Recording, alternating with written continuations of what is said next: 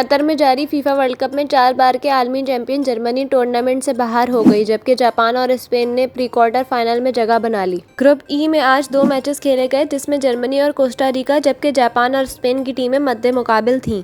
World cup में Germany ने Costa Rica को 2 के मुकाबले में 4 गोल से हरा दिया, जबकि जापान ने स्पेन को 1 के मुकाबले में 2 गोल से शिकस्त दी। जर्मनी मुकाबला जीतकर भी वर्ल्ड कप से बाहर हो गया, जबकि स्पेन मैच हार कर भी अगले मरहले में पहुंच गया। ग्रुप मैचेस के इख्तिताम पर ग्रुप ई में जापान ने 6 पॉइंट्स के साथ टॉप पर रहते हुए प्री क्वार्टर फाइनल में जगह बना ली, जबकि स्पेन और जर्मनी 4-4 पॉइंट्स हासिल कर सके। ताहम स्पेन की टीम बेहतर गोल औसत की वजह से अगले मरहले में क्वालिफाई करने में कामयाब हो गई, जबकि साबिक वर्ल्ड चैंपियन जर्मनी और कोस्टा रिका वर्ल्ड कप से बाहर हो गई।